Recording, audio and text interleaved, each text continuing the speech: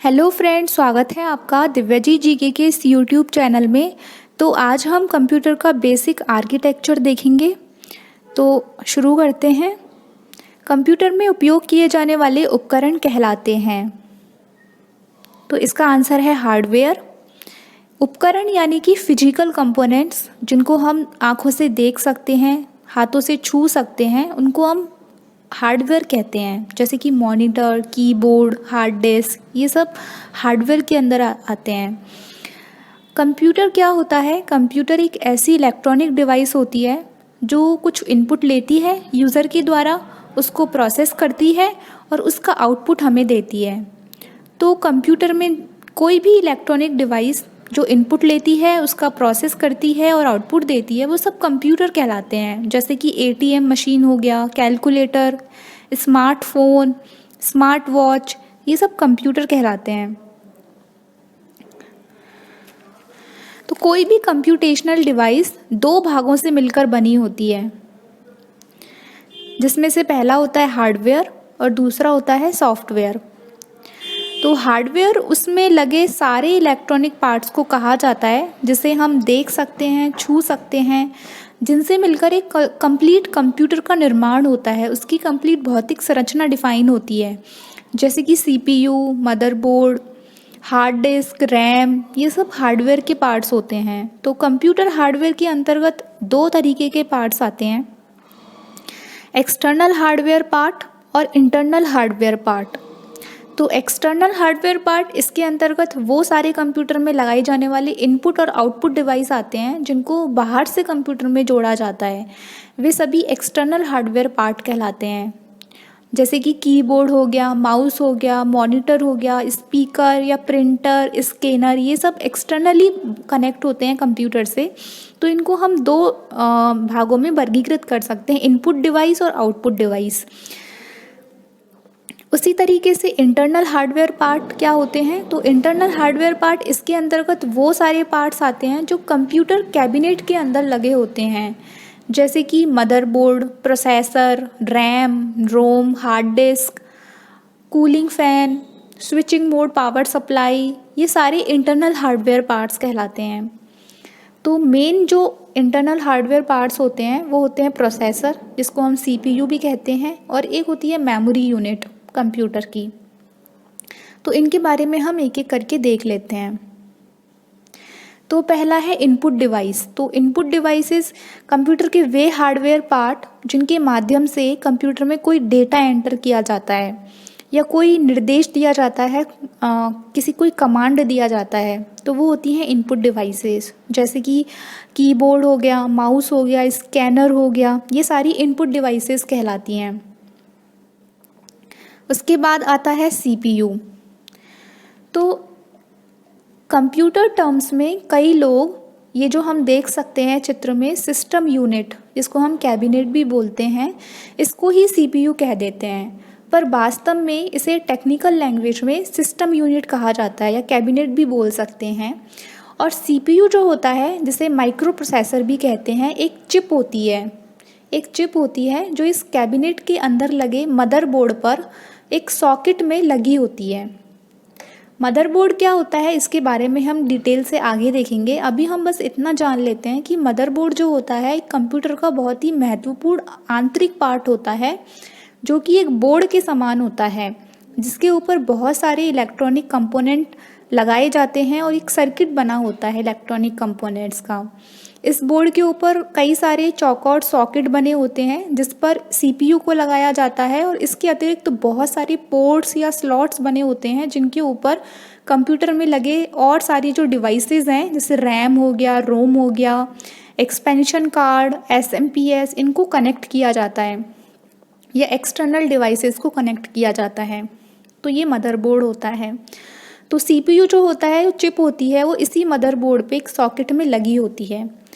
तो कार्य के दौरान जब बहुत ज़्यादा हीट होती है, तो उससे बचने के लिए सीपीयू के ऊपर एक हीट सिंक और कूलिंग फ़ैन लगाए जाते हैं, जिससे ये ठंडा रहता है। कंप्यूटर पर, जो मदरबोर्ड पर, जो सीपीयू सॉकेट के अकॉर्डिंग ही लगे होते हैं, यानी कि किसी एक टाइप के सॉकेट पर सभी सीपीयू नहीं लगाए जा सकते, और जनरली इन्हीं सॉकेट को देखकर यह पता लगाया जा सकता है कि उस मदरबोर्ड पर कौन कौन से सीपीयू सपोर्ट कर सकते हैं। तो आइए जान लेते हैं सीपीयू होता क्या है। तो सीपीयू का पूरा नाम है सेंट्रल प्रोसेसिंग यूनिट।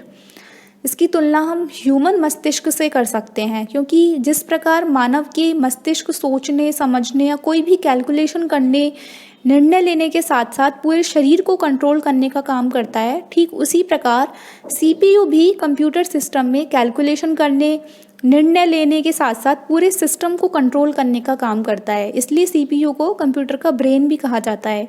और इसको कई दूसरे नाम भी हैं, जैसे कि माइक्रो प्रोसेसर बोलते हैं, सेंट्रल प्रोसेसर बोलते हैं, या सिर्फ प्रोसेसर भी इसको बोला जाता है।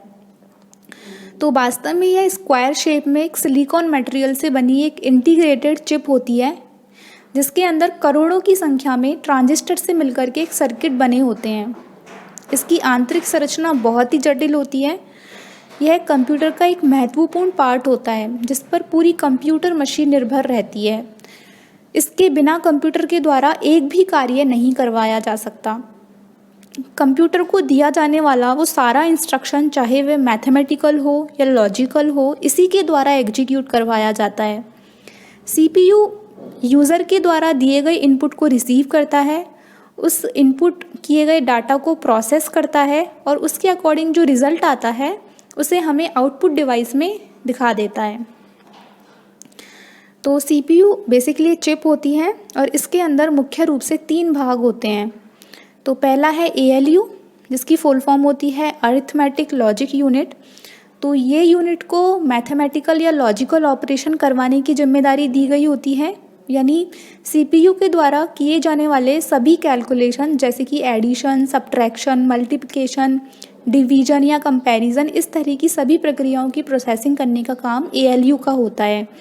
इसे सीपीयू का सबसे महत्वपूर्ण भाग माना जाता है, और इसको सीपीयू का कोर भी कहते हैं। एक कंप्यूटर कितनी तेज गति से किसी कार्य को पूरा करेगा, यह सीपीयू के कोर पर ही निर्भर करता है। एक सीपीयू में एक से अधिक कोर भी हो सकते हैं, और जिस सीपीयू में जितनी ज़्यादा संख्या में कोर रहेंगे, वह उतनी तेजी या उतनी आसानी से किसी भी ऑपरेशन को एग्जीक्यूट करके हमारे सामने रिजल्ट देने में सक्षम हो पाएगा। तो दूसरा भाग होता है कंट्रोल यूनिट, सीयू। सीयू भी सीपीयू का एक प्रमुख भाग होता है। ये कंप्यूटर के द्वारा किए जाने वाले सभी ऑपरेशंस को कंट्रोल करता है और उसको डायरेक्ट करने का काम करता है। यानी कि आसान भाषा में बोला जाए तो यूज़र के द्वारा इनपुट किए गए इंस्ट्रक्शंस या डेटा को कंप्यूटर सिस्टम की दूसरी यूनिट तक ट्रांसफ़र करवाने का काम कंट्रोल यूनिट का होता है। तो इसके लिए सबसे पहले मेमोरी रजिस्टर से इंस्ट्रक्शंस को प्राप्त करता है, फिर उनको इंटरप्रीट करता है, डिकोड करता है, उनके बाद निर्देशों के अनुसार अलग अलग यूनिट्स तक उनको भेज देता है। तो ये काम होता है कंट्रोल यूनिट का। फिर तीसरा पार्ट होता है सीपीयू का मेमोरी यूनिट। तो इसको सीपीयू की टेम्पररी स्टोरेज बोला जाता है, जो कि रजिस्टर्स होते हैं इसमें, और कैशे मेमोरी भी सीपीयू के अंदर होती है। तो इसमें क्या होता है, प्रोसेसिंग के लिए जो डेटा या निर्देश आते हैं इनको स्टोर किया जाता है। ये इन इन्फॉर्मेशन को बाइनरी नंबर में स्टोर करता है, और सीपीयू में ये रजिस्टर अलग अलग स्टोरेज कैपेसिटी के होते हैं, जैसे कि 2 बिट के रजिस्टर, 4 बिट के रजिस्टर या 8 बिट रजिस्टर एट्सेट्रा। तो इसी मेमोरी यूनिट में रखे डेटा को जो कंट्रोल यूनिट है वो प्रोसेसिंग के लिए एएलयू तक ले जाता है। और ये मेमोरी एक कंप्यूटर मेमोरी नहीं होती है, बल्कि इसको सीपीयू की लोकल स्टोरेज कहा जाता है, क्योंकि ये सीपीयू चिप के अंदर होती है, जो कि प्रोसेस किए जा रहे डेटा को होल्ड करके रखती है। अब है कंप्यूटर की मेमोरी क्या होती है। कंप्यूटर की मेमोरी यानी कि जिस प्रकार से मनुष्य को कार्य करने के लिए अपनी स्मृति में बहुत सारी बातों को याद रखना पड़ता है, ठीक उसी प्रकार से कंप्यूटर को कार्य करने के लिए भी बहुत सारी डेटा, प्रोग्राम और इंस्ट्रक्शंस अपनी मेमोरी में सेव करके रखनी होती हैं, ताकि किसी भी प्रकार के कार्य के दौरान सीपीयू के द्वारा एक्सेस किया जाने वाला डेटा आसानी से मिल सके और कार्य पूरा हो सके। तो कंप्यूटर के जिस कंपोनेंट में प्रोग्राम, डेटा या इंस्ट्रक्शन स्टोर होते हैं उसे कंप्यूटर की मेमोरी कहा जाता है। कंप्यूटर की मेमोरी में यह डेटा बाइनरी नंबर यानी 0 और 1 के फॉर्म में स्टोर होता है, और जब यह डेटा हमारे सामने प्रदर्शित होता है तो वह हमारी लैंग्वेज में होता है, जिससे हम उसे समझ पाते हैं। तो बेसिकली कंप्यूटर की मेमोरी को हम 2 भागों में वर्गीकृत कर सकते हैं, प्राइमरी मेमोरी और सेकेंडरी मेमोरी। प्राइमरी मेमोरी में रैम, रोम और कैशे मेमोरी आती है। रैम और रोम जो होती है मदरबोर्ड पे लगी होती है, और कैशे मेमोरी सीपीयू चिप के अंदर लगी होती है।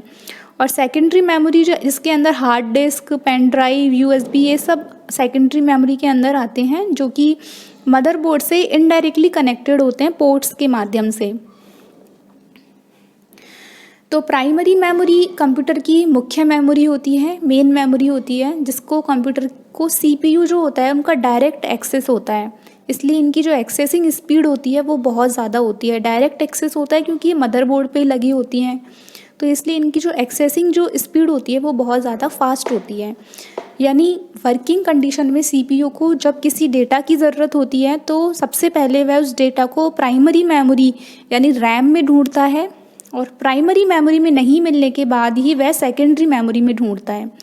प्राइमरी मेमोरी को टेम्पररी मेमोरी भी कहा जाता है, क्योंकि इसमें डेटा जो होता है केवल पावर ऑन रहने तक ही सेव रहता है, इसलिए इसे वॉलेटाइल मेमोरी भी कहा जाता है। पावर ऑफ होने के बाद वो डेटा वो उसमें डिस्ट्रॉय हो जाता है। लेकिन जो सेकेंडरी मेमोरी है इसे सेकेंडरी स्टोरेज डिवाइस भी कहते हैं। यह कंप्यूटर की स्थायी मेमोरी होती है जिसमें डेटा पावर ऑफ होने के बाद भी सुरक्षित रहता है। तो कंप्यूटर की सभी सॉफ्टवेयर, डेटा, इन्फॉर्मेशन ये सब स्थायी रूप से इसी में स्टोर रहते हैं। कंप्यूटर अपनी ज़रूरत के अनुसार इसे एक्सेस करता है और हम अपनी ज़रूरत के लिए कमांड देकर एक्सेस करवाते हैं। कंप्यूटर में सेकेंडरी मेमोरी का उपयोग डेटा को परमानेंटली सेव रखने के लिए होता है। इसमें जो डेटा है वो बाइनरी डिजिट 0-1 के रूप में सेव रहता है, और इस बाइनरी डिजिट को बिट भी कहा जाता है, जो मेमोरी यूनिट की सबसे छोटी इकाई होती है। कंप्यूटर की सबसे महत्वपूर्ण सेकेंडरी मेमोरी या सेकेंडरी स्टोरेज डिवाइस है हार्ड डिस्क ड्राइव, जिसमें सभी सॉफ्टवेयर, डेटा, इन्फॉर्मेशन ये सब स्थायी रूप से सेव रहते हैं। इसके अलावा और भी कई प्रकार की सेकेंडरी मेमोरी होती हैं, जैसे कि CD, DVD, flash drive etcetera. फिर आता है आउटपुट डिवाइसेस। तो प्रोसेस की गई जो जानकारी है सीपीयू के द्वारा, उसका जो आउटपुट है वो कंप्यूटर के द्वारा दिया जाता है, जो कि आपको आउटपुट डिवाइस या आउटपुट यूनिट के द्वारा प्राप्त हो जाता है। तो आउटपुट डिवाइसेस जैसे कि हो गया printer, monitor, headphone, sound card, speaker, ये सब आउटपुट डिवाइसेस के अंतर्गत आती हैं। तो अभी हमने देखा इनपुट डिवाइसेस क्या होती हैं, फिर हमने देखा प्रोसेसर कैसे काम करता है, प्रोसेसर क्या होता है, फिर हमने देखा कंप्यूटर की मेमोरीज क्या होती हैं, फिर हमने देखा आउटपुट डिवाइसेस क्या होती हैं। तो इन सबको कंबाइन करके हम वर्किंग देख सकते हैं कि किस प्रकार से कंप्यूटर हमारा वर्क करता है। तो ये जो कार्य करने के लिए एक स्टेप फॉलो किया जाता है जिसको बोलते हैं फैच, डिकोड और एग्जीक्यूट। तो जैसा कि हम इस चित्र में देख सकते हैं, इनपुट डिवाइसेस की हेल्प से इनपुट दिया जाता है जो कि मेन मेमोरी में जाता है सबसे पहले, जो है रैम। तो रैम में से फिर वो डेटा फैच होता है कंट्रोल यूनिट की हेल्प से। सीपीयू के अंदर जो पार्ट होता है कंट्रोल यूनिट, वो उसको फैच करता है और उसको डिकोड करता है कमांड्स में। फिर उन इंस्ट्रक्शंस को वो एएलयू के पास भेजता रहता है, और जो एएलयू है अरिथमेटिक लॉजिक यूनिट, उसको एग्जीक्यूट करती है कमांड्स के आधार पर, और उसका जो रिज़ल्ट है उसको उस मेमोरी में स्टोर कर देती है। तो इस तरीके से, और वो जो रिज़ल्ट है उसको स्टोर कर देती है या आउटपुट डिवाइसेस के माध्यम से हमको वो शो हो जाती है। तो इस तरीके से ये हमारा कंप्यूटर काम करता है। निम्न में से कौन सा समूह हार्डवेयर का है? तो ये है स्कैनर, मॉनिटर, माउस और प्रोसेसर। स्कैनर हार्डवेयर होता है, ये एक इनपुट डिवाइस है। मॉनिटर ये आउटपुट डिवाइस है। माउस ये इनपुट डिवाइस है, और प्रोसेसर इसको हम सीपीयू भी बोलते हैं। तो ये एक चिप होती है। निम्न में से कौन सा समूह सॉफ्टवेयर का है? तो ये है एमएस वर्ड, जो कि वर्ड प्रोसेसिंग सॉफ्टवेयर है, फ़ोटोशॉप फ़ोटो एडिटिंग सॉफ्टवेयर है, और MS एक्सेल ये भी एक वर्ड प्रोसेसिंग का सॉफ्टवेयर है।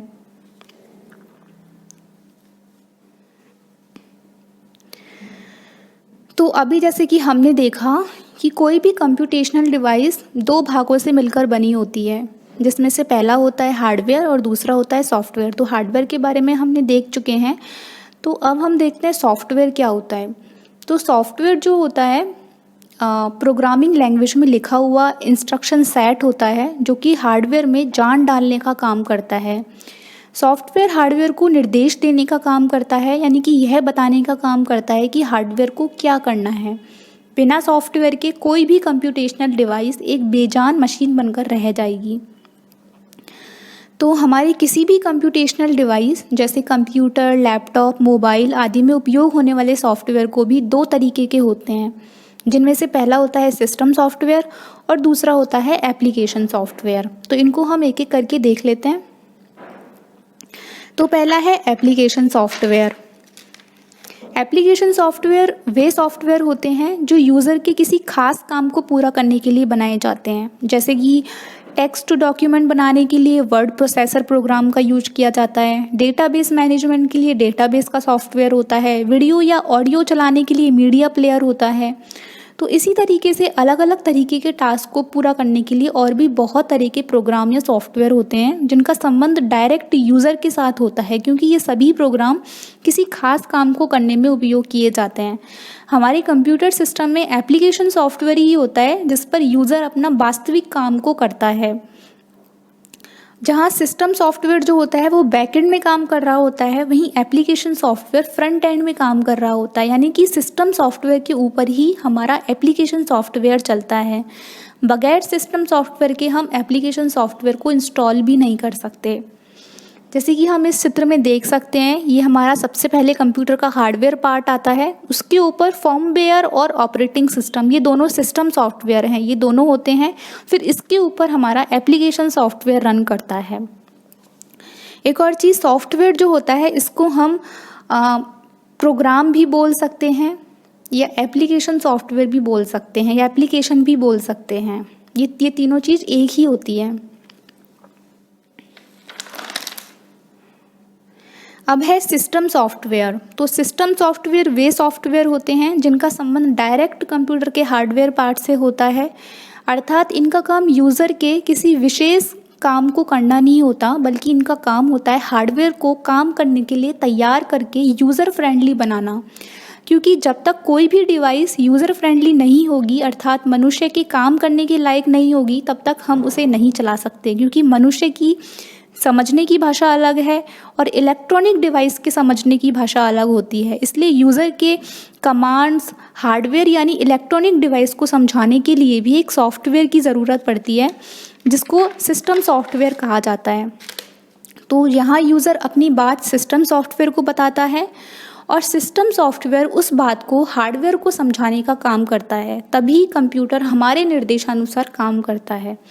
तो सिस्टम सॉफ्टवेयर के एग्जाम्पल हैं जैसे कि ऑपरेटिंग सिस्टम, जिसमें आता है Windows, Linux, Ubuntu, Android, iOS, ये सारे ऑपरेटिंग सिस्टम सॉफ्टवेयर होते हैं। तो utility software, device driver, firmware, translators, ये सारे सिस्टम सॉफ्टवेयर होते हैं।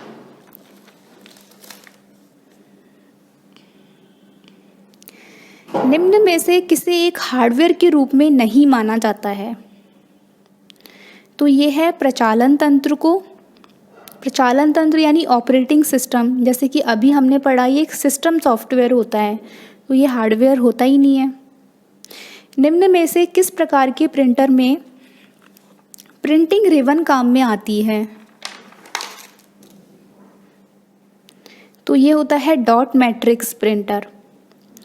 तो प्रिंटर क्या होता है? प्रिंटर एक ऐसी आउटपुट डिवाइस होती है जो सॉफ्ट कॉपी को हार्ड कॉपी में कन्वर्ट करती है, यानी कि कंप्यूटर से प्राप्त जानकारी को कागज़ पर छापती है। कागज़ पर आउटपुट की है प्रतिलिपि हार्ड कॉपी कहलाती है। कंप्यूटर से जानकारी का जो आउटपुट है बहुत तेज़ी से मिलता है और प्रिंटर इतनी तेज़ी से काम नहीं कर पाता, इसलिए प्रिंटर के अंदर भी एक मेमोरी होती है जहाँ से यह इन परिणामों को धीरे धीरे प्रिंट करता है।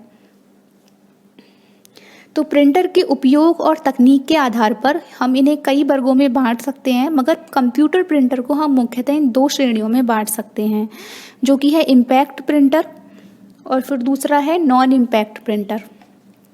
तो इम्पैक्ट प्रिंटर क्या होते हैं? इम्पैक्ट प्रिंटर जो होते हैं ये अक्षरों को कागज़ पर छापने के लिए स्याही भरी रिबन पर इन्हें मारते हैं, यानी स्याही भरी रिबन इसमें इस्तेमाल होती है और तभी ये अक्षर कागज़ पर छपता है। ये अपना कार्य बिल्कुल टाइपराइटर की तरह करते हैं। जिस तरह हम टाइपिंग करते हैं ठीक उसी तरीके से ये प्रिंटर जो होते हैं प्रिंटिंग करते हैं।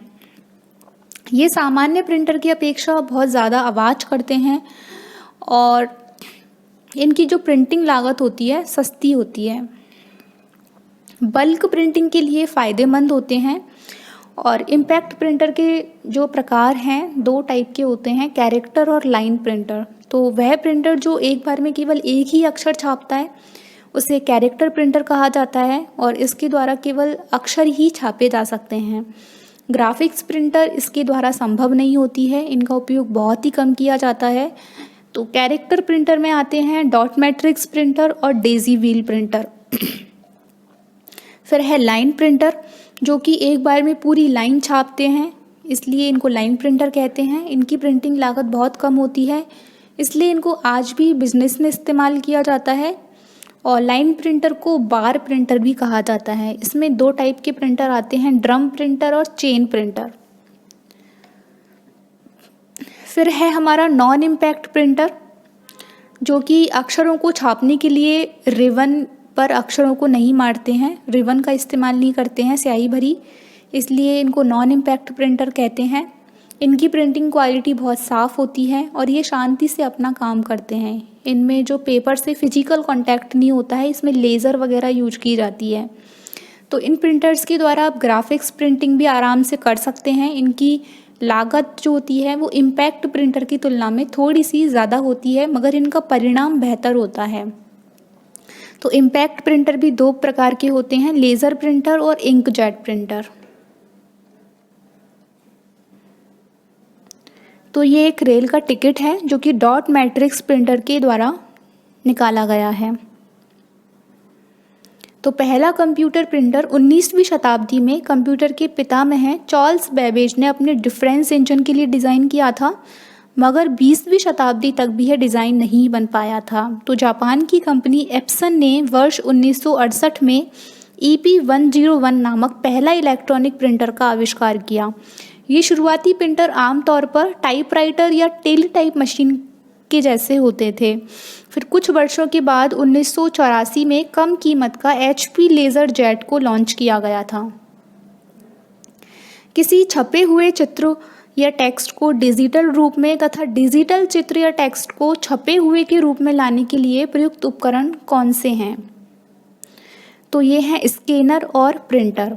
तो स्कैनर क्या होता है? एक इनपुट डिवाइस होती है जो कि डॉक्यूमेंट को स्कैन करता है और फिर उनको डिजिटल प्रारूप में परिवर्तित करता है, यानी हार्ड कॉपी से उसको सॉफ्ट कॉपी में बदल देता है।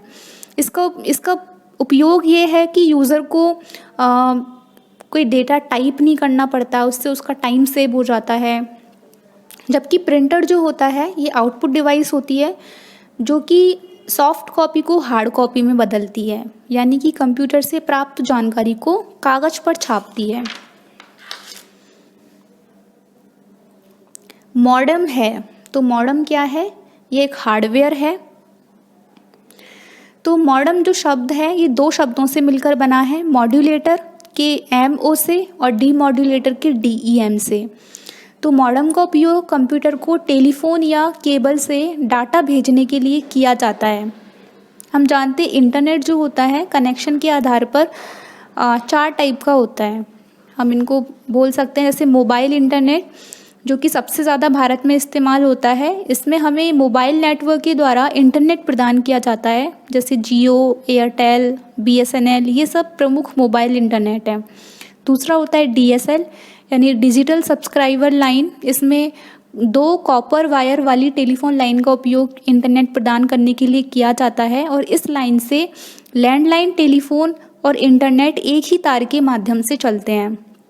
फिर तीसरे नंबर पे आता है ब्रॉडबैंड जो कि हाई स्पीड इंटरनेट होता है, और यह भी डीएसएल इंटरनेट का ही एक प्रकार है, लेकिन इसकी बैंडविड्थ जो होती है वो डीएसएल से काफ़ी ज़्यादा होती है, जिससे इसकी स्पीड अधिक हो जाती है।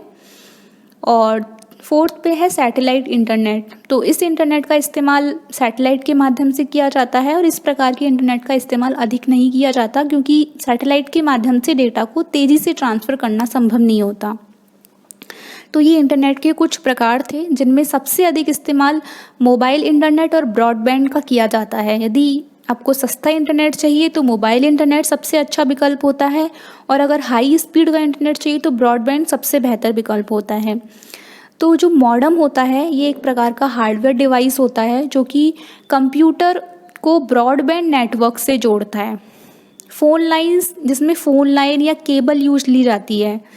तो डेटा को ट्रांसमिशन के लिए फ़ोन लाइन या केबल इसमें यूज ली जाती है। कंप्यूटर पे सर्वर से भेजे गए जो डिजिटल सिग्नल है, इसको एनालॉग फ़ोन लाइन पर ट्रांसमिट नहीं हो सकते, इसलिए डिजिटल सिग्नल को एनालॉग सिग्नल में बदलने के लिए मॉडेम यूज किया जाता है। मॉडेम क्या करता है, डिजिटल सिग्नल को एनालॉग सिग्नल में बदल देता है, और इस प्रक्रिया को मॉड्यूलेशन बोला जाता है।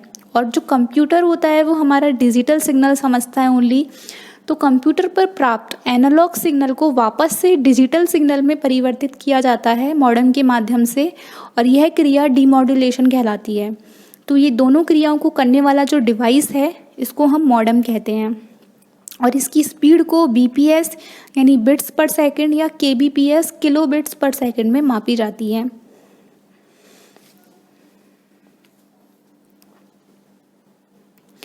कंप्यूटर का माइक्रो प्रोसेसर उदाहरण है। तो ये हार्डवेयर का है, क्योंकि ये चिप होती है, जैसा कि अभी हमने पढ़ा माइक्रो प्रोसेसर जिसको सीपीयू भी बोलते हैं, और ये चिप होती है जो कि मदरबोर्ड में लगी होती है। यूपीएस का मतलब है, तो इसकी फुल फॉर्म है अनइंटरप्टेड पावर सप्लाई, जो कि एक इलेक्ट्रॉनिक डिवाइस होता है जिसके अंदर इलेक्ट्रॉनिक पार्ट्स के साथ साथ एक बैटरी को भी कनेक्ट किया जाता है। एक बैटरी भी होती है। इसका उपयोग तब होता है जब कंप्यूटर को दी जा रही सप्लाई जो होती है, इलेक्ट्रिक सप्लाई, वो बंद हो जाती है या अचानक से लाइट चली जाती है, तब यूपीएस जो होता है बैटरी की मदद से इलेक्ट्रिक सप्लाई करता है कंप्यूटर को, जिससे कंप्यूटर बंद नहीं होता है और अंदर का सारा डेटा सुरक्षित रहता है। तो ये कुछ इस तरीके से दिखता है। निम्न में से कौन सा एप्लीकेशन सॉफ्टवेयर नहीं है? तो ये है एमएस विंडोज। तो एमएस विंडोज एक ऑपरेटिंग सिस्टम है, माइक्रोसॉफ्ट विंडोज, जो कि ये सिस्टम सॉफ्टवेयर है। निम्नलिखित में से कौन सा एक सिस्टम सॉफ्टवेयर है? तो ये है डिवाइस ड्राइवर। तो हमने सिस्टम सॉफ्टवेयर के बारे में पढ़ चुके हैं, तो अब हम देखते हैं डिवाइस ड्राइवर जो सॉफ्टवेयर है, सिस्टम सॉफ्टवेयर, इसका क्या काम होता है। तो हमें पता है कंप्यूटर एक इलेक्ट्रॉनिक मशीन है जो सीधे हमारी भाषा को नहीं समझ सकती, परंतु इसे मानव की भाषा समझने लायक बनाने के लिए सॉफ्टवेयर की ज़रूरत पड़ती है, और वे सॉफ्टवेयर जो यूज़र और कंप्यूटर मशीन के बीच तालमेल बनाने का काम करते हैं उसे हम सिस्टम सॉफ्टवेयर बोलते हैं।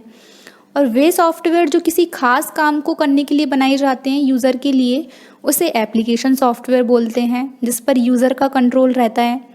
तो ऐसे में यूज़र और कंप्यूटर मशीन के बीच सिस्टम सॉफ्टवेयर ही होता है जो एक ट्रांसलेटर की तरह काम करता है और यूज़र की कमांड को कंप्यूटर तक पहुंचाकर उसे समझने का काम करता है, तथा एक इलेक्ट्रॉनिक मशीन को ह्यूमन यूज़र फ्रेंडली बनाने का काम करता है। अब कंप्यूटर में कुछ ऐसे डिवाइस होते हैं जिनको चलाने के लिए कंप्यूटर के जो मेन सॉफ्टवेयर है यानी कि ऑपरेटिंग सिस्टम को उस डिवाइस के बारे में अलग से जानकारी देनी होती है, जो जानकारी उस डिवाइस का ड्राइवर को इंस्टॉल करके दिया जाता है। यह डिवाइस ड्राइवर ऑपरेटिंग सिस्टम और उस हार्डवेयर डिवाइस के बीच एक ट्रांसलेटर की तरह काम करता है, जिससे ऑपरेटिंग सिस्टम उस डिवाइस को समझ पाता है और यूज़र आसानी से उस डिवाइस को एक्सेस कर पाता है। वैसे डिवाइस ड्राइवर से सीधे यूज़र का कोई इंटरेक्शन नहीं रहता है, पर सिस्टम सॉफ्टवेयर और उस डिवाइस के बीच यह एक कड़ी की तरह काम करता है। जैसे कि फॉर एग्ज़ाम्पल एक प्रिंटर को ही ले लिया जाए, जब कंप्यूटर के साथ हम प्रिंटर को यूज करना होता है तो उसको हम कनेक्ट करते हैं कंप्यूटर के साथ प्रिंटर को, लेकिन कंप्यूटर के साथ कनेक्ट कर देने से ही काम शुरू नहीं हो जाता, क्योंकि हमें यानी मानव को तो पता होता है कि हमने एक प्रिंटर लगाया है, परंतु उस कंप्यूटर को प्रिंटर के बारे में कुछ भी नहीं पता होता है। इसलिए हमें ड्राइवर को इंस्टॉल करके उसे बताना होता है कि जो डिवाइस कनेक्ट किया गया है वह एक प्रिंटिंग डिवाइस है।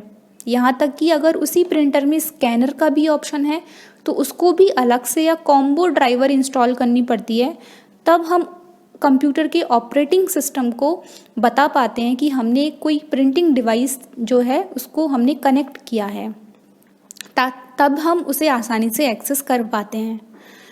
तो ऐसा सभी इंटरनल या एक्सटर्नल डिवाइसेस जो हम लगाते हैं, जैसे sound card, graphic card, printer, scanner, biometric device, keyboard, mouse, इन सब के साथ ऐसा करना पड़ता है, चाहे वह यूएसबी से लगाया गया हो या इंटरनल पीसीआई स्लॉट पर या किसी और पोर्ट के साथ, तभी हम उसे यूज कर पाते हैं।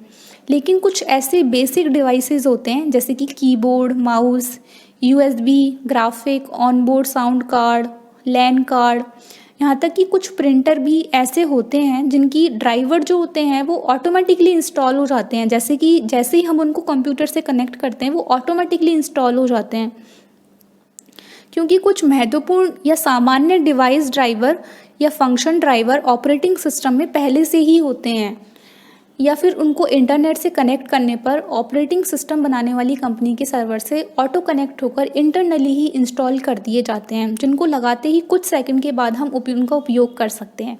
तो ये भी फीचर होता है, ऐसा फीचर यूज़र एक्सपीरियंस को बेहतर बनाने के लिए दिया गया होता है। तो ये होता है डिवाइस ड्राइवर का काम।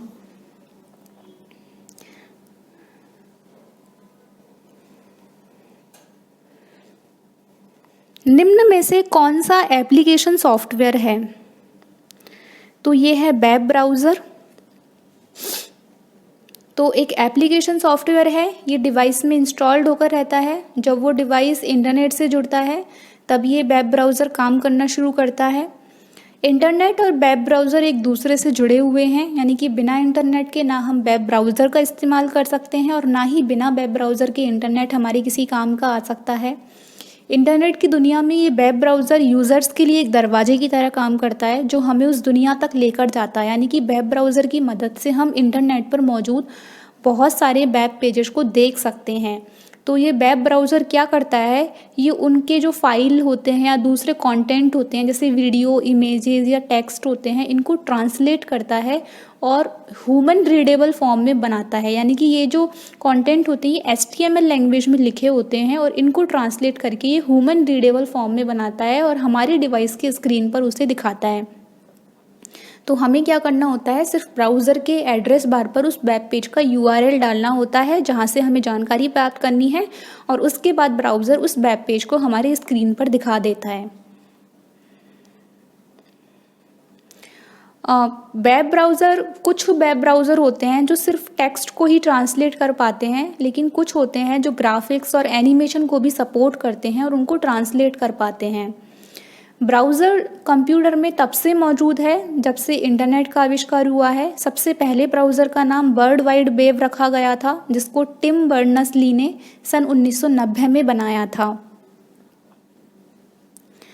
इसके बाद धीरे धीरे बहुत सारे बड़े बड़े ब्राउज़र्स बनाए गए, जैसे कि Mozilla Firefox, Google Chrome, internet explorer, ये सारे अब काफ़ी पॉपुलर हैं।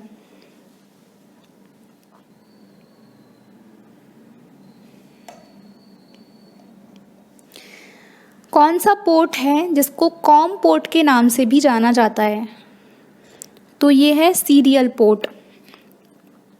तो पोर्ट क्या होते हैं? बेसिकली कंप्यूटर में दो अलग अलग हार्डवेयर उपकरण जैसे कि कीबोर्ड, माउस, मॉनिटर, प्रिंटर, इनके बीच आपस में कम्युनिकेशन के लिए कंप्यूटर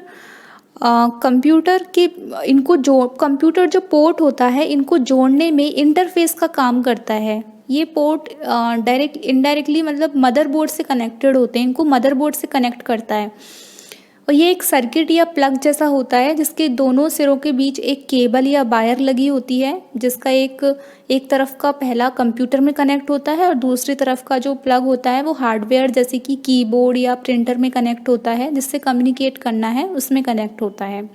सीधे शब्दों में कहा जाए तो कंप्यूटर में उपलब्ध विभिन्न पोर्ट्स का इस्तेमाल हम किसी भी डिवाइस को कंप्यूटर के साथ जोड़ने के लिए करते हैं ताकि वे एक साथ कम्युनिकेट कर सकें और आसानी से अपना काम कर सकें। तो ये जैसे इनमें कौन कौन से होते हैं, सीरियल पोर्ट और पैरेलल पोर्ट। तो सीरियल पोर्ट का मतलब होता है डेटा को सिंगल वायर की मदद से भेजना, अर्थात बिट्स के एक के बाद एक भेजी जाती हैं। तो सीरियल पोर्ट्स इंटरफेस को कॉम पोर्ट के नाम से भी जाना जाता है और कॉम पोर्ट का जो नाम है सबसे पहले IBM PC से शुरू हुआ था। तब IBM ने चार पोर्ट्स बनाए थे। RS-232 पोर्ट को कॉम पोर्ट कहा था, जो कॉम 1 से कॉम 4 तक शुरू हुआ था। निम्नलिखित में से कौन सा सॉफ्टवेयर नहीं है? तो ये है बारकोड स्कैनर।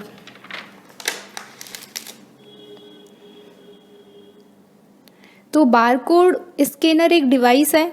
बारकोड को बनाने का श्रेय नॉर्मन जोसेफ वुडलैंड को दिया जाता है और बारकोड रीडर या बारकोड स्कैनर एक विशेष प्रकार की इनपुट डिवाइस होती है। ये एक हार्डवेयर है जो कि ये बारकोड को स्कैन करके उससे प्राप्त डेटा का इनपुट आपके कंप्यूटर में ले जाती है और यह जो डिवाइस है बारकोड को पढ़ने के काम में आती है। इसे प्राइस स्कैनर या पॉइंट ऑफ स्केल भी कहा जाता है। DTP का पूरा नाम है, तो इसकी फुल फॉर्म है डेस्कटॉप पब्लिशिंग। तो डेस्कटॉप पब्लिशिंग क्या होती है? DTP, जिसे डेस्कटॉप पब्लिशिंग के नाम से भी जाना जाता है। डेस्कटॉप पब्लिशिंग टेक्नोलॉजी के साथ हम return sheet, project sheet, newspaper, शादी का card, greeting card, visiting card और यहाँ तक कि एक किताब को भी प्रिंट कर सकते हैं। ये एक प्रकाशन की एक नई टेक्नोलॉजी है जिसके द्वारा कंप्यूटर और कुछ सॉफ्टवेयर का उपयोग करके ग्राफिक्स का काम किया जाता है और न्यूज़पेपर, बुक्स, कार्ड्स आदि की छपाई की जाती है। DTP का निर्माण जेम्स डेविस ने 1983 में किया था। इसमें टाइपिंग के द्वारा पेज को कंपोज किया जाता है और फिर उसे प्रिंटर के माध्यम से छापा जाता है। तो आजकल अधिकतर जो न्यूज़पेपर, कार्ड्स होते हैं इसी के माध्यम से छापी जा रही हैं। DTP इसका शाब्दिक अर्थ होता है मेज पर रखे कंप्यूटर का प्रयोग करके छपाई और पब्लिशिंग का काम करना। तो DTP में काम करने के लिए इन 3 चीज़ों की आवश्यकता होती है, जैसे कि एक कंप्यूटर होना चाहिए, पर्सनल कंप्यूटर, एक सॉफ्टवेयर होना चाहिए, डेस्कटॉप पब्लिशिंग सॉफ्टवेयर, जो कि होते हैं जैसे कि जिनमें आते हैं adobe Photoshop, Microsoft office, adobe flash, page maker, power point, ये सब होते हैं डेस्कटॉप पब्लिशिंग सॉफ्टवेयर जो ग्राफिक्स का काम करने की अनुमति देते हैं और उसको प्रिंट भी करवा देते हैं साथ की साथ, और एक प्रिंटर की ज़रूरत होगी। तो इन 3 चीज़ों से हम डेस्कटॉप पब्लिशिंग कर सकते हैं। यूनिवर्सल प्रोडक्ट कोड स्वीकार किया गया है। तो ये बार कोड के लिए स्वीकार किया गया है। UPC इसकी फुल फॉर्म होती है यूनिवर्सल प्रोडक्ट कोड। तो हम इसके बारे में डिटेल से देख लेते हैं कि जब भी आप किसी भी शॉप में कोई सामान खरीदते हैं तो जो पैक्ड वाला सामान रहता है उसके पैकेट के पीछे की तरफ कुछ काली और कुछ सफ़ेद खड़ी लाइंस को ज़रूर देखा होगा। तो इनको टेक्नोलॉजी की भाषा में इनको बारकोड कहा जाता है। यह बारकोड किसी उत्पाद के बारे में पूरी जानकारी देते हैं, जैसे कि उसका मूल्य, उसकी मात्रा, वो किस देश में बना, किस कंपनी ने बनाया, कब बनाया, ये सारी उसकी एक्सपायरी, ये सब उसमें स्टोर रहती हैं। तो इस बारकोड के माध्यम से कंपनियां या स्टोरों को यह भी पता लग जाता है कि किसी उत्पाद की कितनी मात्रा उनके पास बची है। तो आता है बारकोड सिस्टम किसी भी बिजनेस में काफ़ी मददगार साबित होते हैं। इनकी मदद से बड़े कंपनी जो होते हैं अपने प्रोडक्ट को ट्रैक कर सकते हैं, उनके प्राइस और स्टॉक लेवल के बारे में आसानी से पता कर सकते हैं। बारकोड में बाइनरी भाषा में प्रोडक्ट के बारे में लिखा होता है, तो बारकोड को केवल मशीन से ही पढ़ा जा सकता है और बारकोड को जो पढ़ने वाले उपकरण हैं इनको बारकोड रीडर या बारकोड स्कैनर कहते हैं। जो कंप्यूटर का एक इनपुट डिवाइस होता है। तो ये बारकोड को स्कैन करता है और उससे प्राप्त डेटा को सीधे आपके कंप्यूटर में ले जाता है। तो इससे क्या होता है, समय और शारीरिक परिश्रम दोनों की बचत होती है और गलती होने के चांसेस भी बहुत कम होते हैं। तो संरचना के आधार पर बारकोड मुख्य रूप से दो प्रकार के होते हैं। 1D बारकोड या इनको लीनियर बारकोड भी बोला जाता है, और दूसरा है 2D बारकोड जिनको QR कोड भी बोला जाता है। तो 1D बारकोड का उपयोग साधारण उत्पाद जैसे कि साबुन, पेन या शॉपिंग जैसे हम जाते हैं उनमें किया जाता है, और ये सिर्फ टेक्स्ट इन्फॉर्मेशन को ही स्टोर कर पाता है। इस प्रकार के बारकोड में कुछ स्पेस में काली और सफ़ेद खड़ी लाइनें होती हैं, और जो UPC है यानी कि यूनिवर्सल प्रोडक्ट कोड, जो कि सबसे ज़्यादा रिकॉग्नाइजेबल है, ये एक 1D बारकोड है। UPC के दो भाग होते हैं, पहला बारकोड और दूसरा 12 डिजिट का एक नंबर होता है UPC नंबर। तो पहला 6 डिजिट का नंबर जो होता है मैन्युफैक्चरर आइडेंटिफिकेशन नंबर होता है, और नेक्स्ट 5 डिजिट उसके आइटम नंबर को रिप्रेजेंट करता है, और अंतिम का डिजिट चेक डिजिट होता है जो कि स्कैनर को ये बताता है कि स्कैनिंग ठीक तरीके से हुई है या नहीं हुई है। तो ये कुछ इस तरीके से दिखता है। फिर उसके बाद आता है 2D बारकोड, या इसको QR कोड यानी क्विक रेस्पॉन्स कोड भी बोला जाता है। 2D बारकोड की बात करें तो ये टेक्स्ट इन्फॉर्मेशन के साथ साथ और भी कई इन्फॉर्मेशन को स्टोर रख सकता है, जैसे कि उसका वेब एड्रेस, उसकी इमेज, उसकी क्वांटिटी, ये सब स्टोर भी करके रख सकता है। एक linear barcode scanner 2D barcode को पढ़ नहीं सकता, इसके लिए इमेज स्कैनर की ज़रूरत पड़ती है, और हमारे इस्तेमाल में आ रहे डिवाइस जैसे कि मोबाइल फ़ोन जिसमें कि कैमरा उपलब्ध होता है, इससे हम 2D बारकोड को स्कैन कर सकते हैं, उनको पढ़ सकते हैं। यदि 2D बारकोड में कोई काट छाँट भी हो जाती है तो भी स्कैनर की मदद से इस कोड को पढ़ा जा सकता है, लेकिन 1D में ऐसा संभव नहीं होता है। इस प्रकार के बारकोड जो होते हैं 2D बारकोड वर्गाकार आकृति के होते हैं, और ये एक नई तकनीकी के बारकोड होते हैं। ज़्यादातर यही बारकोड अब यूज में लिए जाते हैं। तो जैसे कि आपने कई सारे डिजिटल पेमेंट एप्लीकेशन में QR कोड का इस्तेमाल देखा होगा, जैसे कि पेटीएम में, गूगल पे, फ़ोनपे, इन सब में इनका ही यूज किया जाता है। किस प्रकार का सॉफ्टवेयर मुक्त वितरित होता है, लेकिन आगे प्रयोग के लिए प्रयोक्ता को कुछ रकम अदा करनी पड़ती है। तो ये है शेयरवेयर। तो हम जानते हैं जो सभी सॉफ्टवेयर्स होते हैं लाइसेंस के माध्यम से संरक्षित या सुरक्षित रहते हैं। सॉफ्टवेयर लाइसेंस क्या होता है? सॉफ्टवेयर के निर्माता या उपयोगकर्ता के बीच एक कानूनी एग्रीमेंट होता है जिसके अंतर्गत बिना अनुमति के एक से अधिक कंप्यूटर में सॉफ्टवेयर को इंस्टॉल करना या कोड में किसी भी तरीके का छेड़छाड़ करना, उसको एडिट करना, बदलाव करने की अनुमति नहीं होती है।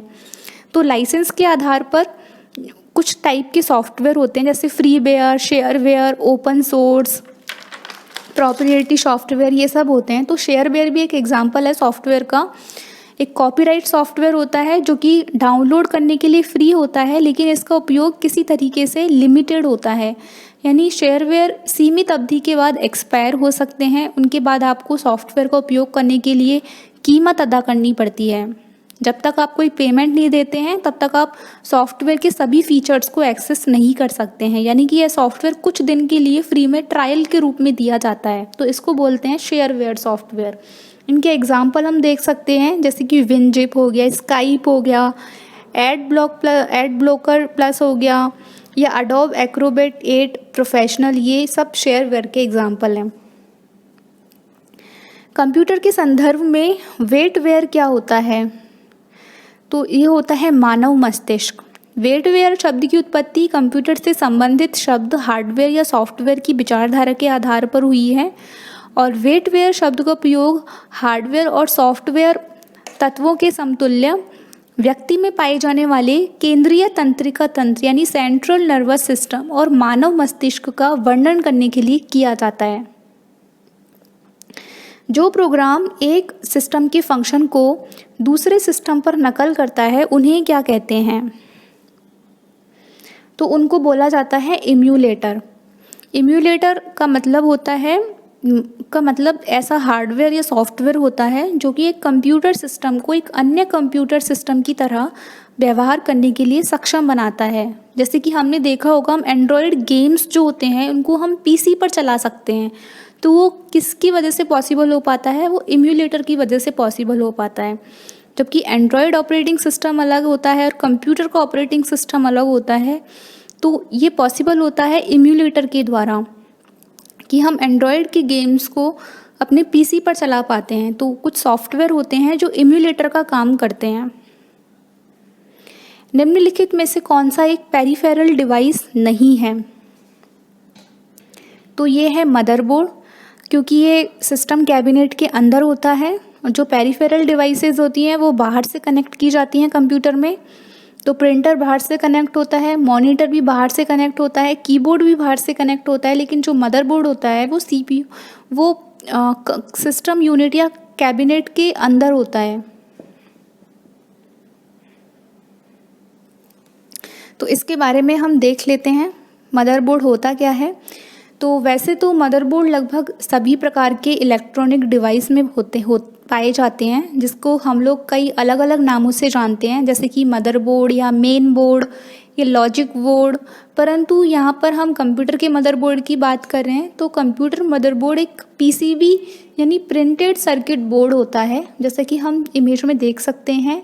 ये ग्रीन कलर का एक बोर्ड दिख रहा है, ये मदरबोर्ड है जिस पर कई सारे कंपोनेंट्स लगे होते हैं, इलेक्ट्रॉनिक कंपोनेंट्स लगे होते हैं। पीसीबी जो होता है ये प्लास्टिक या अन्य मटेरियल से बना हुआ एक बोर्ड होता है, जिस पर एक्सपर्ट्स के द्वारा बनाया गए डायग्राम के अनुसार कॉपर वायर या बसेस बने होते हैं, और जिन जिन लोकेशन में कंपोनेंट लगाने का प्लेस सेलेक्ट किया गया होता है उन स्थानों पर उसके पिन के अनुसार कॉपर के प्रिंट या होल बने हुए होते हैं, जिस पर वह कंपोनेंट सुगमता से फिट होकर एक दूसरे कंपोनेंट के साथ स्मूथ कनेक्टिविटी बना सके। लेकिन आज के लेटेस्ट मदरबोर्ड में एसएमडी यानी सरफेस माउंट डिवाइस कंपोनेंट का यूज किया जाता है, जो कि आकार में बहुत ही छोटे होते हैं, और एसएमडी कंपोनेंट को बोर्ड पर लगाने के लिए होल के बजाय छोटे छोटे प्रिंट्स बने रहते हैं, जिन पर उन कंपोनेंट को माउंट कर दिया जाता है। कंप्यूटर मदरबोर्ड पर कंपोनेंट के अलावा और भी बहुत सारे कनेक्टर या सॉकेट पोर्ट्स लगे हुए होते हैं, जिन पर अलग से जो केबल के द्वारा या सीधे इसके सॉकेट में इंटरनल या एक्सटर्नल डिवाइसेस को भी हम कनेक्ट कर सकते हैं। तो कंप्यूटर मदरबोर्ड पर कई सारे छोटे छोटे कंपोनेंट्स होते हैं, जैसे कि रजिस्टर, कैपेसिटर, ट्रांजिस्टर, डायोड। इनके अलावा कुछ इम्पोर्टेंट कंपोनेंट्स लगे होते हैं जिसकी कंप्यूटर मशीन में बहुत ही ज़्यादा भूमिका होती है, जैसे कि सीपीयू चिप मदरबोर्ड पे लगा रहता है, रैम, रोम, ये भी सब मदरबोर्ड पे लगे रहते हैं।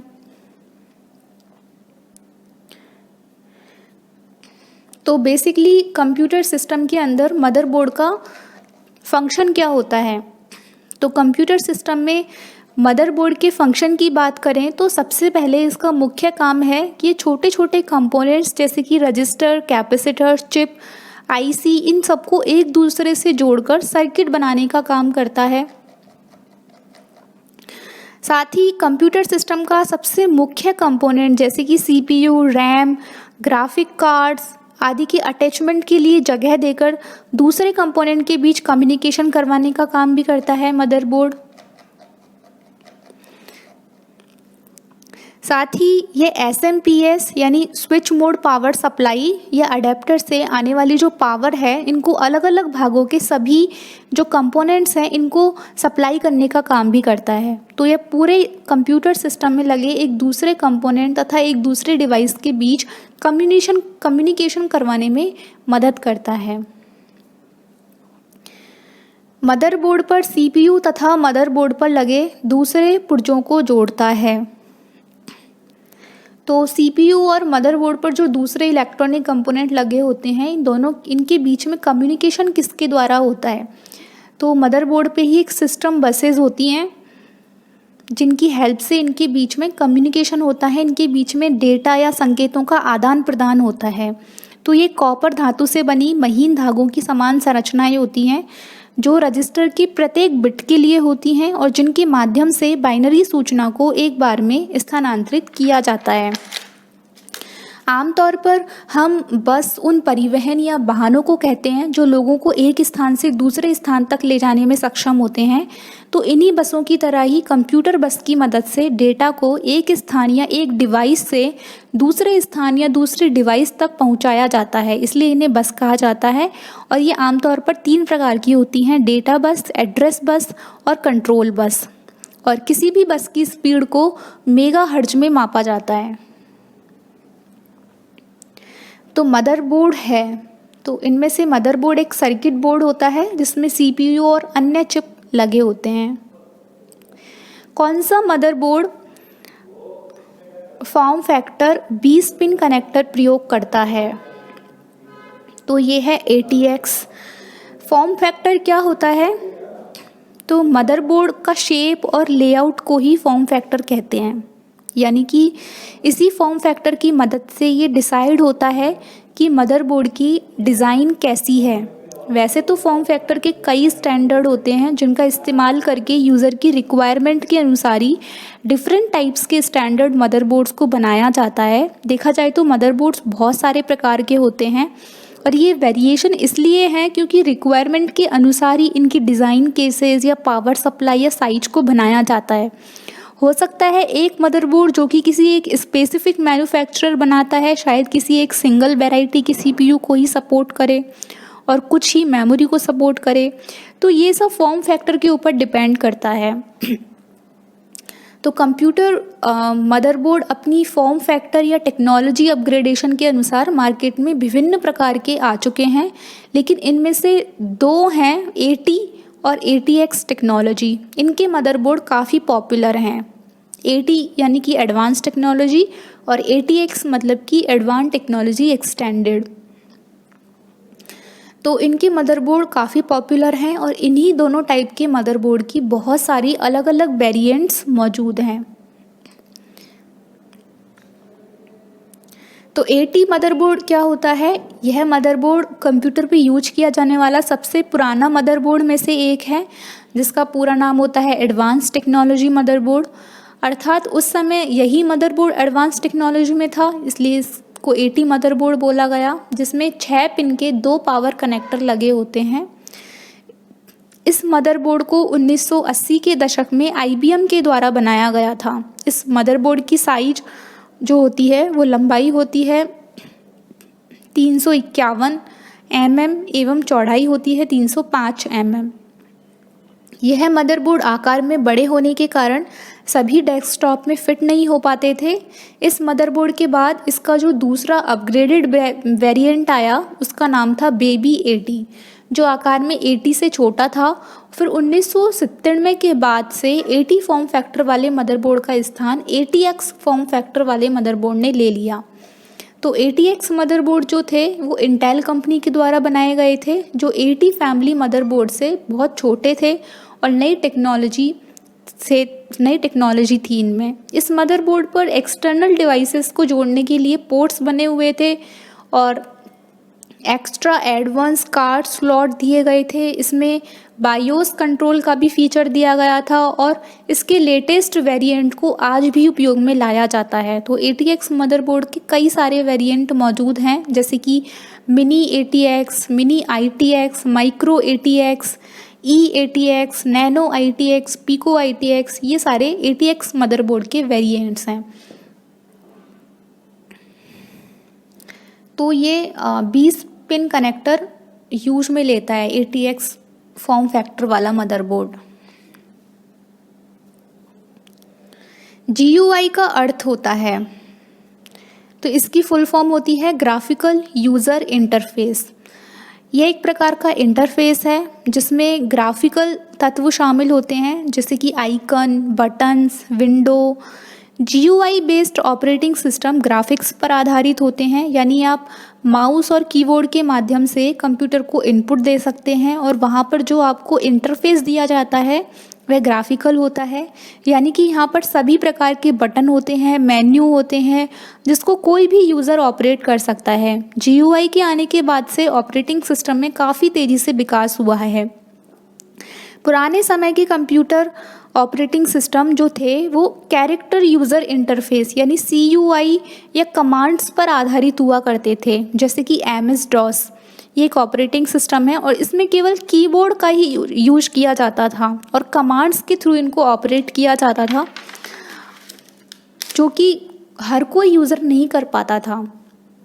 लेकिन GUI में न तो किसी तरीके का कोड लिखकर कमांड देने की ज़रूरत होती है और ना ही किसी प्रोग्रामिंग भाषा को याद रखना होता है। GUI को बनाने वाला कोई एक नहीं था, इसके पीछे काफ़ी तकनीकी विशेषज्ञों के नाम जुड़े हुए हैं।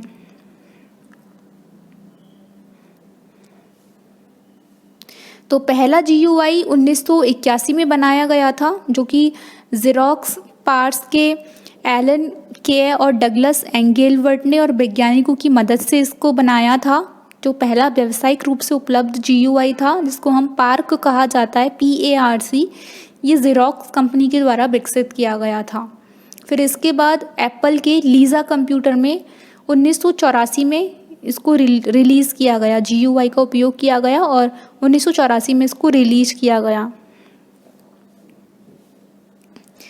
निम्नलिखित में से किस कंपनी या उद्योग ने ग्राफिकल यूज़र इंटरफेस का आविष्कार किया?